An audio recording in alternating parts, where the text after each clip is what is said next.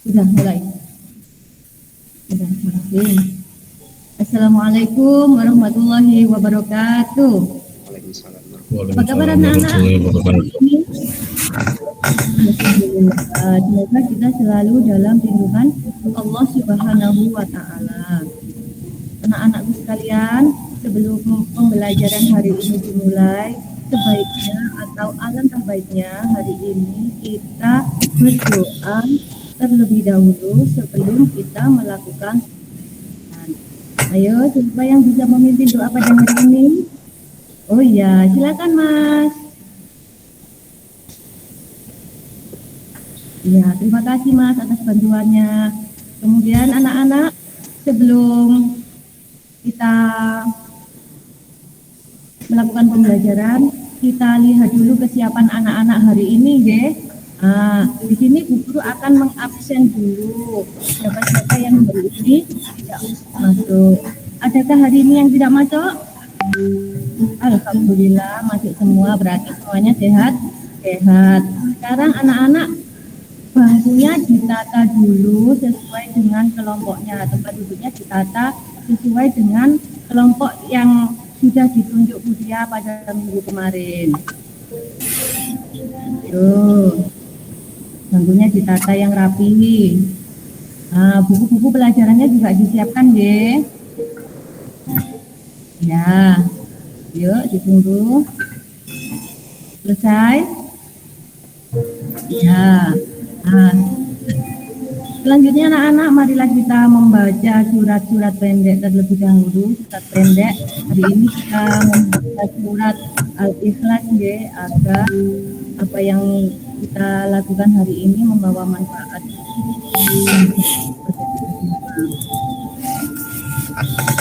Bismillahirrahmanirrahim. Bismillahirrahmanirrahim. Sadaqallahul azim. Anak-anak tadi malam sudah belajar. Iya, belajar apa tadi malam? HP. Oh, enggak belajar HP, nggih. Belajar apa? Belajar agama. Kira-kira yang dipelajari agama tadi malam itu tentang apa sih? Kalau ditanya Bu Guru minggu kemarin pembelajaran kita tentang apa? Oh iya benar, tentang sholat. Apa sih itu sholat? Sholat termasuk rukun iman atau rukun Islam anak-anak? Benar, rukun Islam. Rukun Islam yang keberapa? Yang kedua, betul sekali. Berarti anak-anak tadi malam juga belajar, ya, dan masih ingat pembelajaran yang minggu kemarin. Sebelum mulai pembelajaran, Bu Guru akan membacakan tujuan pembelajaran hari ini. Ya. Pembelajaran pada pagi hari ini mengenai tema mari melaksanakan sholat, subtema keutamaan sholat. Tujuannya apa? Tujuannya setelah melakukan proses pembelajaran, anak-anak kalian diharapkan dapat menjelaskan pengertian sholat dengan tepat. Kemudian dapat mengidentifikasi nama-nama sholat 5 waktu, serta menegaskan jumlah bilangan rakaat sholat dengan baik. Dan anak-anak dapat menganalisis atau mengidentifikasi keutamaan sholat dengan baik. Langkah-langkah pembelajaran hari ini nanti Bu Guru akan menayangkan layar slide PPT gambar-gambar pada proyektor. Nanti anak-anak tahu apa sih gambar apa saja sih itu.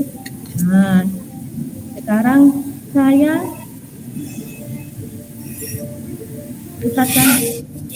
tunjukkan gambar-gambar yang ada pada layar.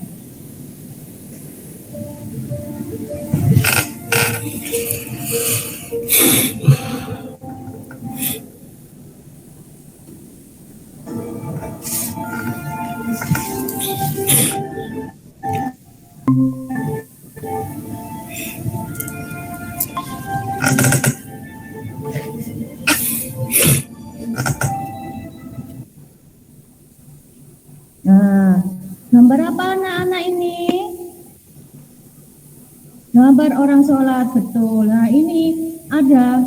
Nah, kamu sudah sholat apa belum? Nah, kemudian yang ini gambar apa anak-anak? Ya benar, rukun Islam. Rukun Islam ada 5.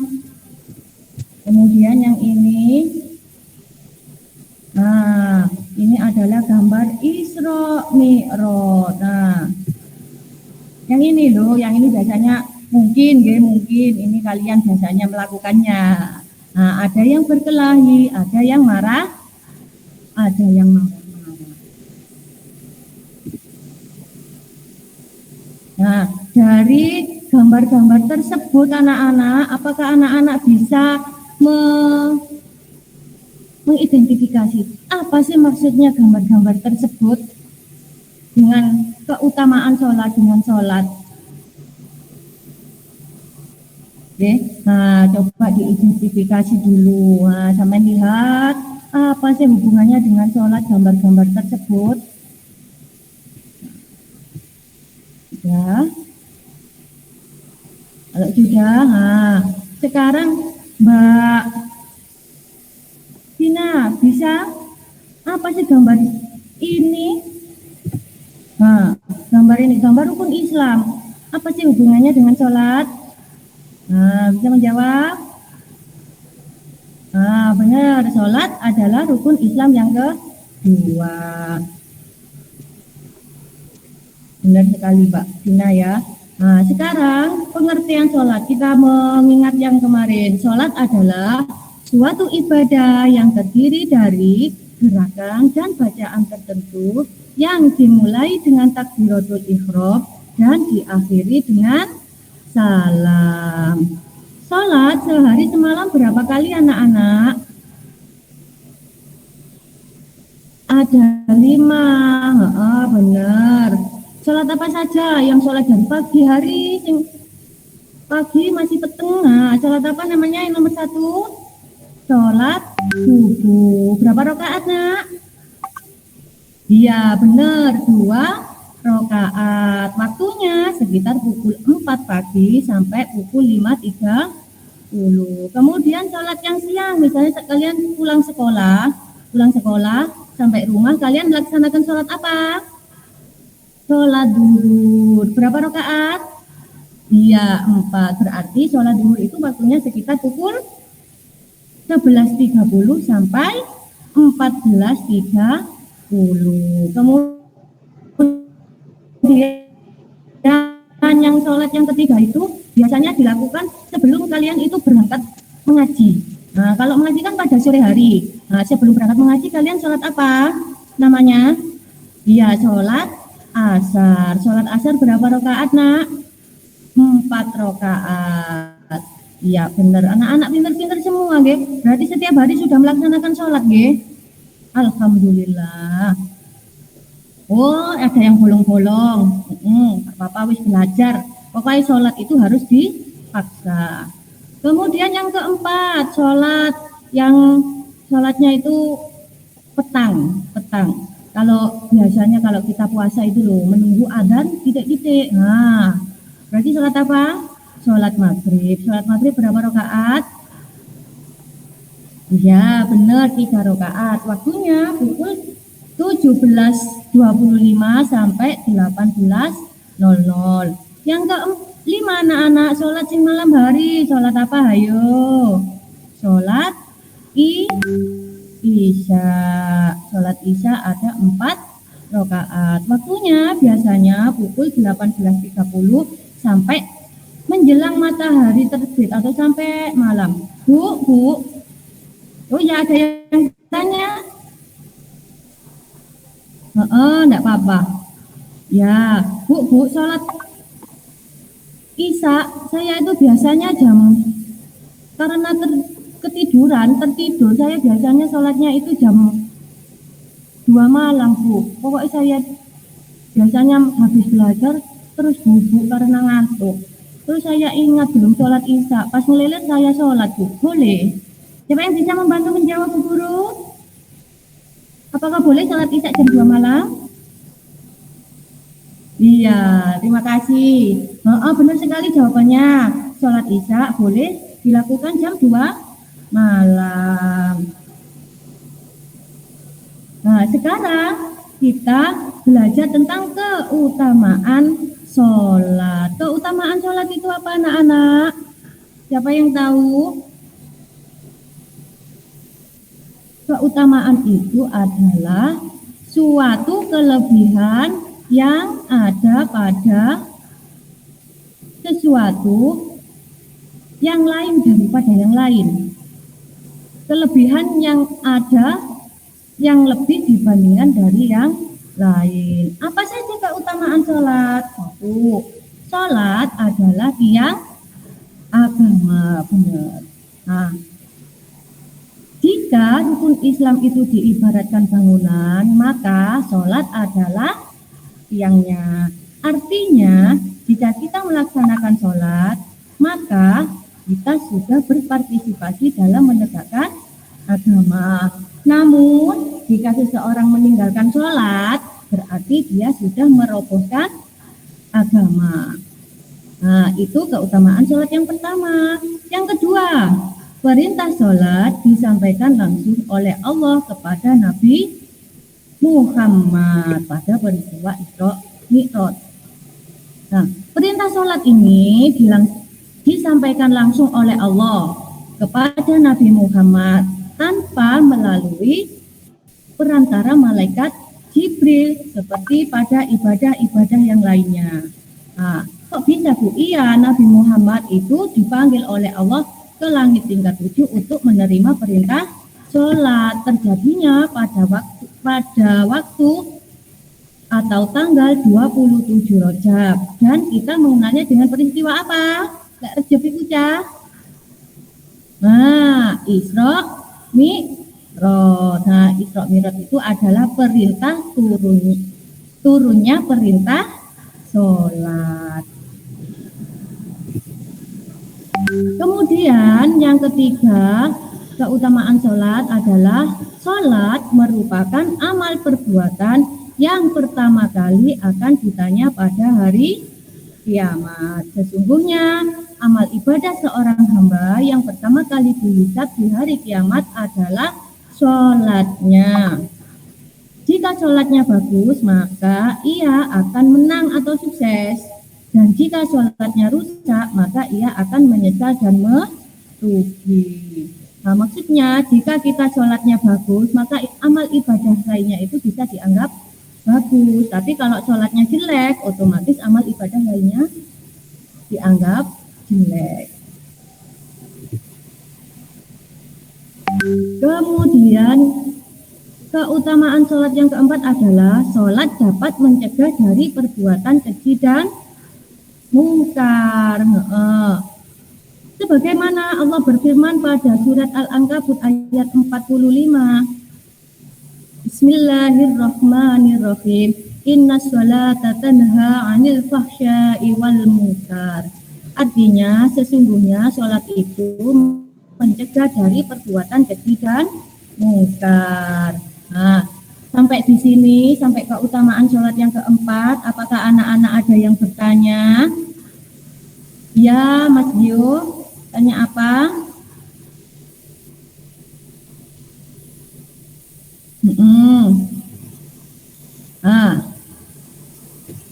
Pertanyaannya Mas Gio begini, Bu, mengapa sih ada orang yang sholat tetapi masih berbuat yang keji dan mungkar? Contohnya dia sholat tapi dia mencuri, masih mencuri. Ada yang bisa menjawab pertanyaannya Mas Gio? Ayo.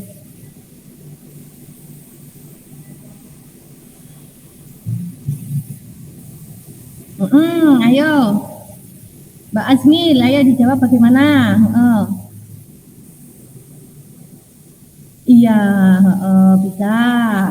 Ya, karena mereka belum memahami makna atau keutamaan sholat. Jadi dia itu sholatnya hanya gerak-gerak tok dan hafal Bu, hafal, tapi dia hanya sholatnya gerak dan hafal tok. Dia tidak mengerti apa keutamaan sholat dan makna ibadah sholat. Ada yang bertanya lagi? Enggak. Kita lanjutkan ya. Yang keutamaan sholat yang kelima adalah orang yang khusyuk sholatnya akan memasuki surga Firdaus. Allah Subhanahu wa taala berfirman dalam surat Al-Mu'minun ayat 9 sampai 10 yang artinya dan orang-orang yang memelihara sholatnya mereka itulah yang akan mewarisi, yakni yang akan mewarisi surga Firdaus. Mereka kekal di dalamnya. Kemudian keutamaan sholat yang keenam, keutamaan sholat yang keenam, sholat adalah sarana untuk mendapatkan pertolongan Allah. Allah berfirman dalam Al-Quran, surat Al-Baqarah ayat 153, artinya, wahai orang-orang yang beriman, mohonlah pertolongan kepada Allah dengan sabar dan sholat. Sesungguhnya Allah beserta orang-orang yang sabar. Oh iya maaf ya, ini nggak dibaca Bu Arabnya. Ya maaf, bacakan. Bismillahirrahmanirrahim. Ya ayyuhalladzina amanu sta'inu bisyabri wassalah. Innallaha ma'asyabirin. Nah, dari penjelasan Bu Guru ini tadi anak-anak, adakah yang ditanyakan? Kalau tidak ada, Bu Guru akan memberikan LKPD pada setiap kelompok. Nanti kalian diskusikan dengan teman-teman sekelompokmu. Karena ada 2 kelompok, nanti satu kelompok menjawab yang nomor 1 dan yang kelompok 2 menjawab yang nomor 2. Ibu bagi ya. Ya. Nah, sekarang didiskusikan dengan teman sekelompoknya. Ya, bisa mencari jawabannya di buku pendamping ya nak ya. Bisa di LKS, bisa di buku teks, bisa dari penjelasan Bu Guru tadi. Bisa dari buku catatan.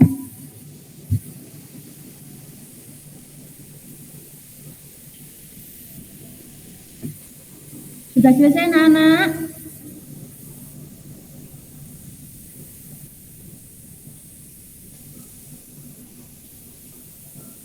Sudah selesai? Ya, ayo Mas. Kelompok 1 diwakili siapa yang bisa membacakan jawaban diskusinya ke depan? Oh iya, Mas Dilan. Mas Dilan silakan.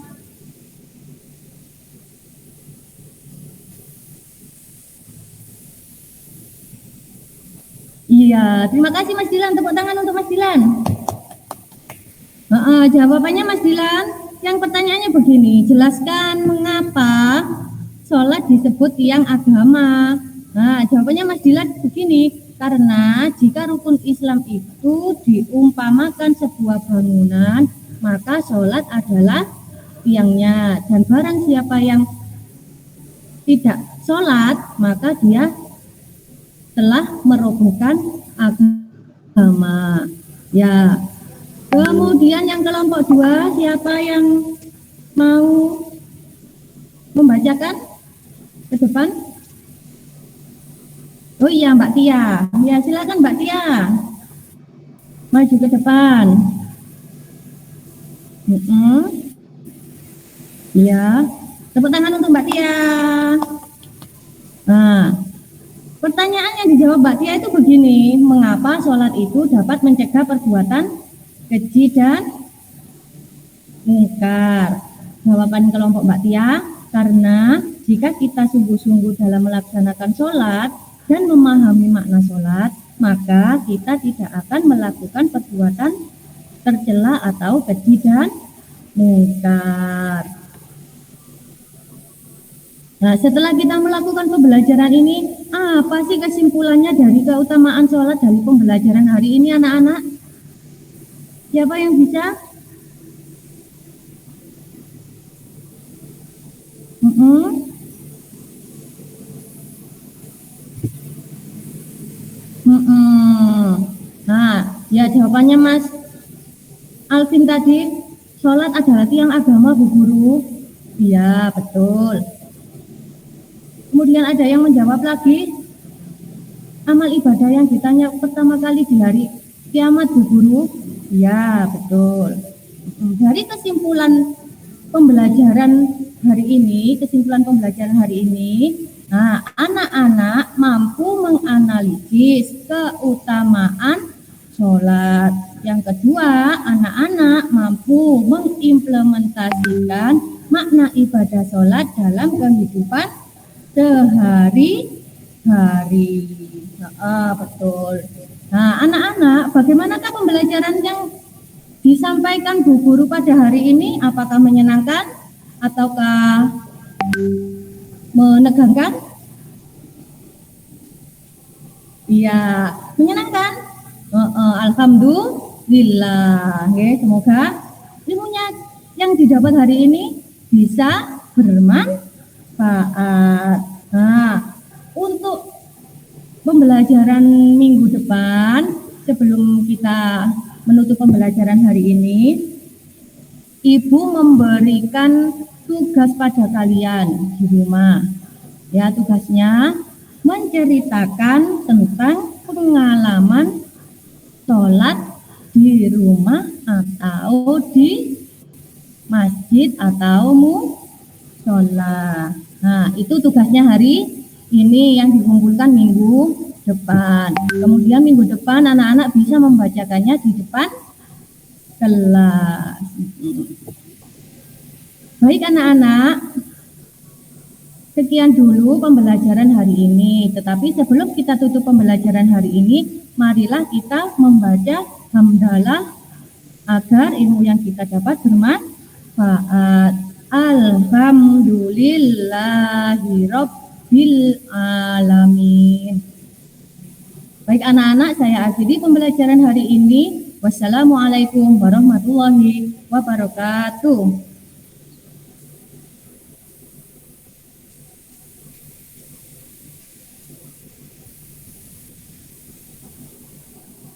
Sampun, Bapak.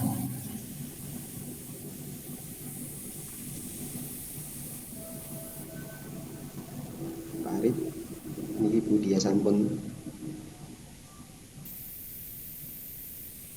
Ya, terima kasih Ustaz ya.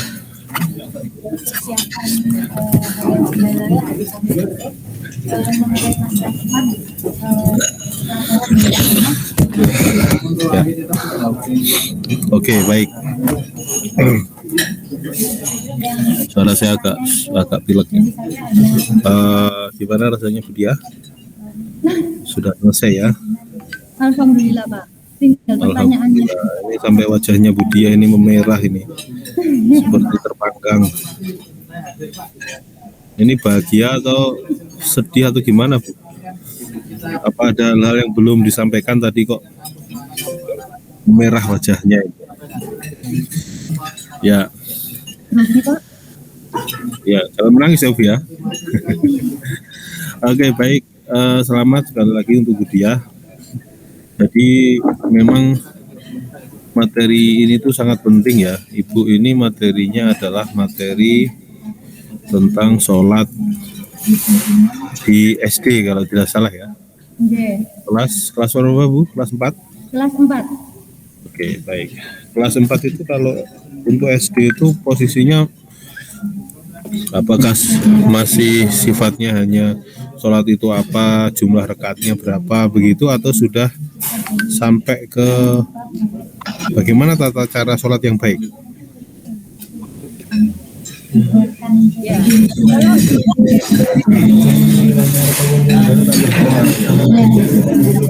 Samaan sholat. Kalau tata cara sholat berarti sudah sampai ke tata caranya ya Bu ya? sudah. Berarti sudah praktek sehari-hari ya? Nah, pertanyaan saya, bagaimana caranya Ibu? Oh ya, ini kan sholat ini kan sesuatu yang perlu dibiasakan kan. Bagaimana cara Ibu memastikan bahwa anak-anak ini terbiasa melakukan sholat di sekolahnya Ibu? Oh, itu untuk pembiasaan sholat duhur, mulai kelas 3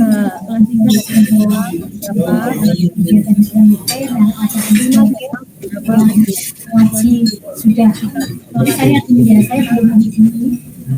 Maksud saya Ibu melakukan kegiatan pembiasaan itu dengan kegiatan apa atau dengan aturan apa gitu?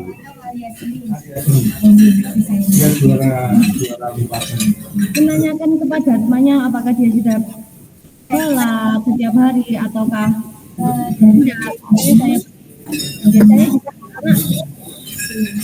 Bu, wah ya nggak pernah sholat Bu, like sholat nang masjid itu.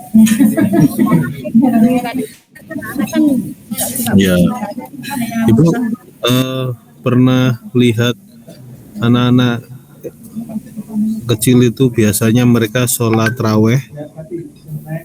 Ya. Setelah mereka sholat itu ada tanda tangan imam. Iya biasanya. Nah, itu adalah salah satu contoh pembiasaan, Bu. Jadi anak itu, apalagi untuk anak SD ini kan masih rentan ya meninggalkan sholat. Mereka itu akan lebih disiplin kalau diberi buku absen. Buku absen sholat itu loh, Bu. Ya. Itu penting, Bu. Jadi jangankan di sekolah di MI juga begitu. SD saya kira juga begitu. Kalau diberi absen itu sangat ini Bu, sangat mungkin. Tapi kalau tidak ada absennya ya gimana ya? Oke, baik. Ibu ini kalau menilai orang sholatnya sudah baik itu dari mana Bu? Caranya bagaimana?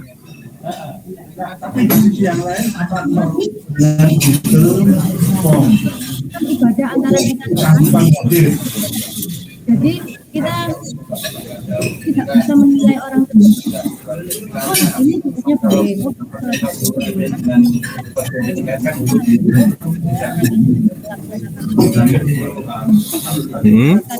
Sudah sesuai gitu. Tapi untuk nilai-nilainya itu hanya Allah sama orang tersebut yang tahu. Loh, ini saya bertanya Ibu ini sebagai guru, bukan sebagai muslim sejati. Panjenengan sebagai guru itu loh Bu, kan siswanya itu kan sholat. Bagaimana panjenengan menilai siswanya itu loh Bu?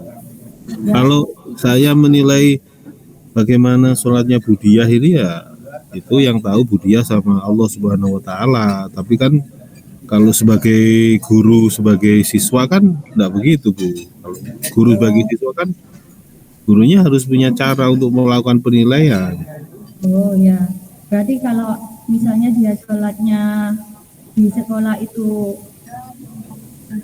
baik, tidak guyon, Allah nilainya juga. Iya, itu caranya gimana Bu? Ya, gimana ya Pak ya? Menilai. Kalau di sekolah kan saya bisa, tapi kalau di rumah kan nggak bisa menilai. Kan saya tahu. Ya, ibu ini kan tujuan pembelajarannya kan sampai siswa dapat mempraktikkan bacaan dan gerakan sholat, ya kan? Ya. Maka bagaimana ibu menilai itu loh? Berarti ya kita harus melakukan penilaian.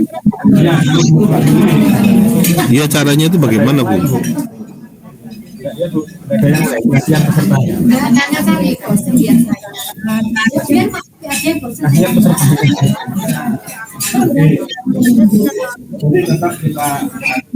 Sesuai apa enggak sholatnya dengan bacaan sholatnya dengan gerakannya. Terus? Ya kita nilai Pak. Kalau memang sudah sesuai kita nilai baik. Kalau anaknya yang bacaannya agak kurang lancar ya kita kurangilah nilainya. Nah, itu caranya begini Bu. Jenengan memang secara umum kriterianya itu ada gerakan, ada bacaan ya. Gerakan itu mulai takbiratul ihram, kemudian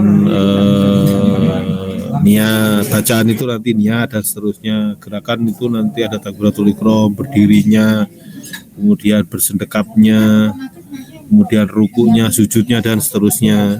Bacaan itu mulai dari bacaan niat, bacaan Al-Fatihahnya dan seterusnya sampai salam. Itu kan salah satu caranya ya Bu ya. Iya. Jadi Ibu harus membuat instrumen dulu Bu. Ibu membuat instrumen itu isinya komponen itu, kemudian kriteria-kriteria tadi itu Bu ya. Baru nanti Ibu bisa menilai. Nah oke. Kemudian ini Bu, tolong Ibu tadi membaca bahwa sholat itu tiang agama ya Bu ya. Itu Arabnya gimana Bu?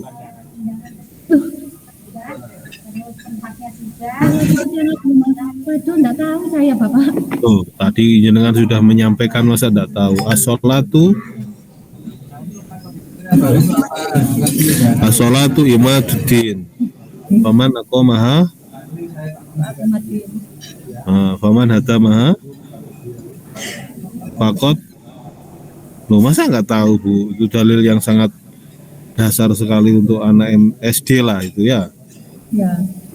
Nah ini biasanya ditanya Pak Rifai itu, nanti akan ditanya begitu-begitu sampean. Ini saya pengen juga Ibu ini tahu, coba tuliskan ini tadi Bu, apa namanya, as-sholatu imaduddin tadi itu.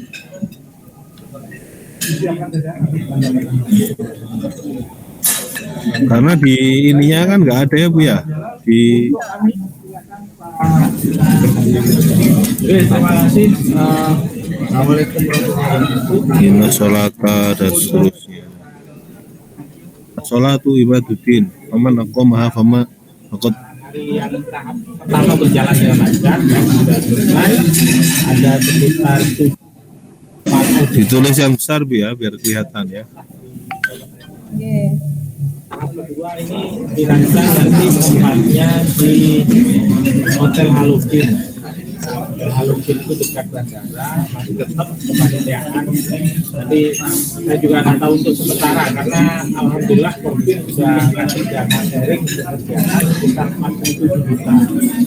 Saya juga belum tahu nanti koordinasinya seperti apa.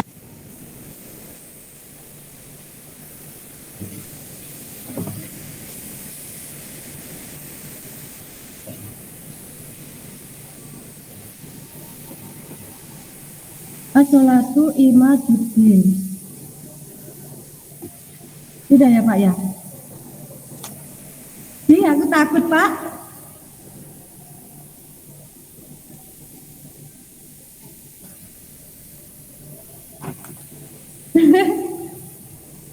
Pak enggak dengar. Bapak, Pak Arif enggak dengar Pak Arif. Oh ya, maaf saya mute tadi. As-sholatu imaduddin, coba ditulis Bu, mana Bu? Itu hanya satu kalimat saja. Iya, terusnya itu apa Pak? As-sholatu imaduddin saja itu keliru Bu. Enggak. Iya dong. Imadu ad-din.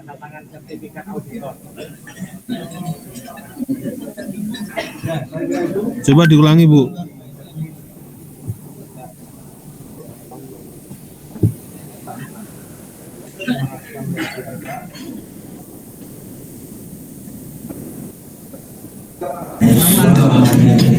Ini enggak ada alasan ya Bu ya.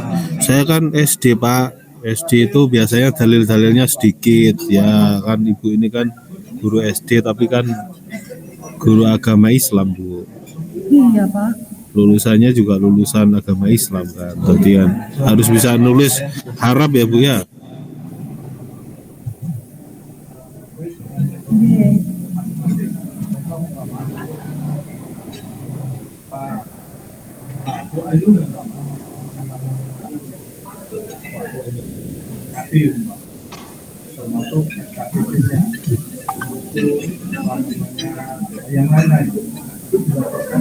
Sudah Bu? Coba dilihatkan Bu. Orang yang apa namanya yang lama dalam dulu kan ditangani Mas Toha. Nah, yang lebih ringan lagi ini masalah Mbak Putri kaitannya pada jagung baru itu orang tahu.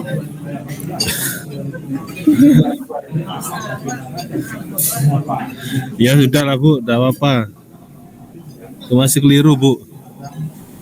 Tapi tidak apa-apa, yang penting usahanya itu ya. Jadi nanti sampean cari itu di apa namanya, cari bagaimana caranya nulis yang benar. Karena panjenengan kan harus mengajarkan cara penulisan Arab bagi anak-anak SD itu kan ya. Saya kira dari saya cukup. Pak Rifai mungkin bisa menambahkan. Kemudian kita bicarakan, kemudian disitulah kita akan tulis. Apa yang harus dilaporkan? Terima kasih Pak Arif Mansuri.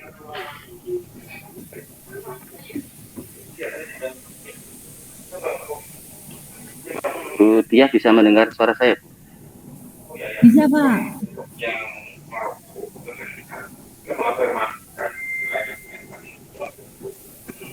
Bu Tia, apa alasannya Bu mengambil tema ini? Disesuaikan dengan RPP 1 Pasir Tijin Pak. Apalagi selain itu? Selain itu alasannya karena di kemarin pas briefingnya ya RPP yang diambil bisa mulai bulan Maret sampai Mei itu yang dipakai. Oke, Budia. Dengan materi tersebut sebenarnya pesan apa yang ingin Budia sampaikan? Agar kita selalu rajin sholat, terutama untuk diri saya sendiri, pengingat untuk diri saya sendiri agar tidak melalaikan sholat dan agar sholat kita semakin khusyuk dan kita dijauhkan dari hal-hal yang tidak menjalankan hal-hal yang tercela. Begitu. Ibu kalau ngajar kelas berapa tadi? Kelas 4 ya? Kelas 4 Pak. Kelas 4. Kelas 4 pulangnya jam berapa Bu? Kelas 4 pulangnya jam 12. Jam 12. Di sekolahnya Ibu ada tradisi sholat zuhur berjamaah Bu? Insya Allah pembiasaan. Ada ya sholat zuhur ya? Iya. Nah, pertanyaan saya, ketika di kelas Ibu itu ada tradisi sholat zuhur berjamaah, sedangkan proses pembelajaran belum selesai, kira-kira yang akan Ibu Dia lakukan apa Bu? Pembelajaran belum selesai dan sudah datang waktunya sholat zuhur berjamaah. Ya, biasanya saya kalau di sekolah itu, saya melaksanakan kegiatan sholat zuhur itu selesai kita melaksanakan pembelajaran. Setelah selesai jam 12. Karena waktu sholat zuhur kan sampai jam 2 siang. Selain alasan itu apa Bu? Tidak ada Pak.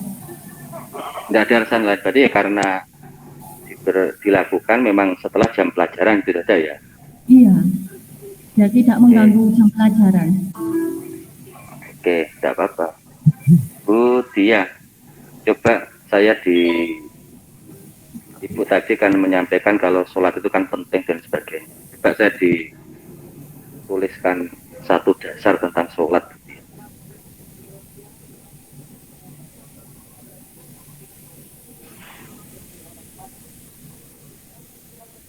Bu Tia bisa mendengar suara saya? Nggih.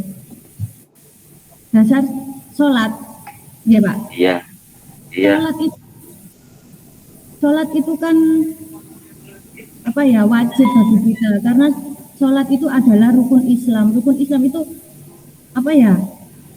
Sesuatu yang harus kita lakukan karena kita orang Islam. Jadi sholat itu wajib dilakukan.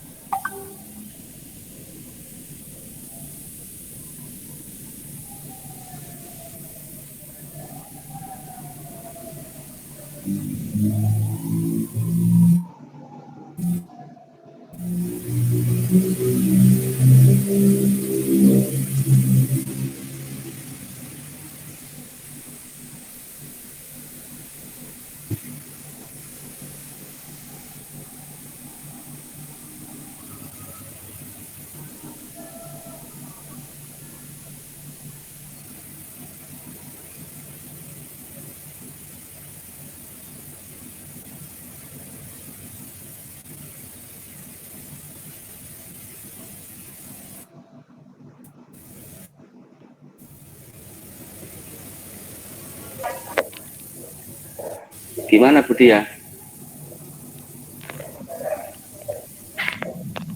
Iya, dasarnya karena sholat termasuk rukun Islam yang kedua, Pak. Jadi kita harus sebagai umat Islam harus melaksanakan sholat. Daya dasarnya apa itu? Ada dasarnya kan Budi ya? Iya. Ya, karena kita orang Islam, Pak, dan kita wajib melaksanakan sholat karena rukun Islam itu karena kita orang Islam dan sholat adalah rukun Islam yang kedua. Budiah tahunya kalau sholat itu wajib dan rukun Islam dari mana? Gimana, Pak? Budiah tahu kalau sholat itu wajib dan menjadi salah satu rukun Islam dari mana tahunya? Dari Al-Quran. Dari Al-Quran kan? Iya. Iya kan? Dari Al-Quran kan? Iya. Nah, sekarang silakan dituliskan ayat yang menjelaskan tentang sholat itu, Budiah. Waduh, jangan Pak, nggak bisa. Yang saya tanyakan dari tadi, dasarnya apa itu? Oh.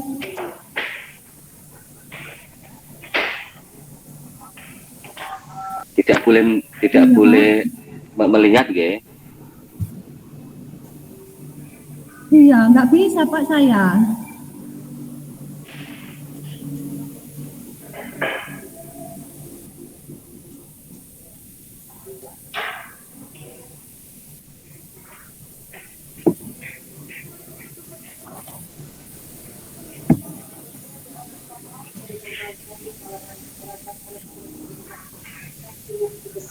Budiah tahu sholat itu.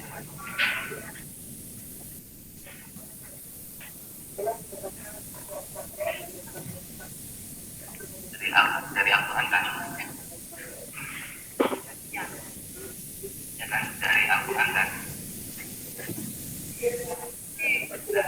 Sekarang silakan dituliskan ayat yang menjelaskan tentang sholat itu.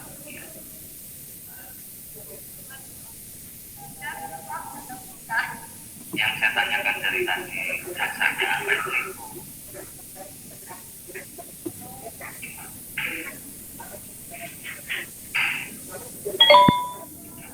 Tidak boleh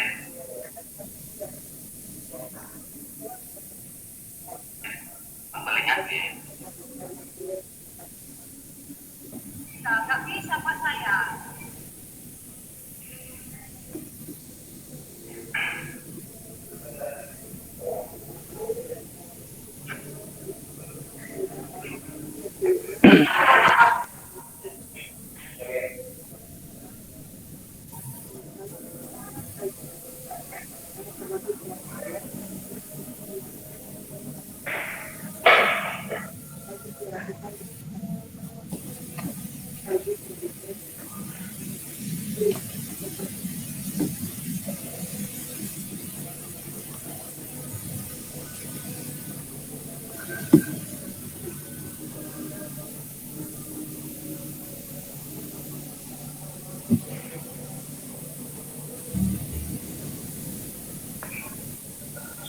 Bu Tia?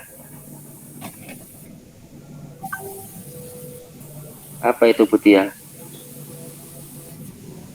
Inna sholata kanat alal mukminin.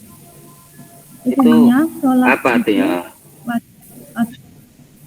Sesungguhnya sholat itu wajib atas orang yang beriman. Lek mboten lepas. Inna ini malah sesungguhnya. Itu ayat apa? Surat berapa? Surat apa nggih Pak nggih?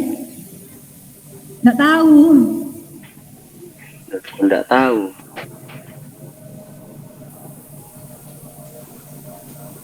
Nggih.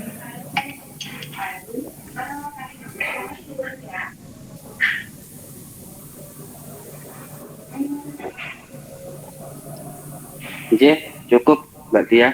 Bu Tia, cukup nggih. Oh, nggih.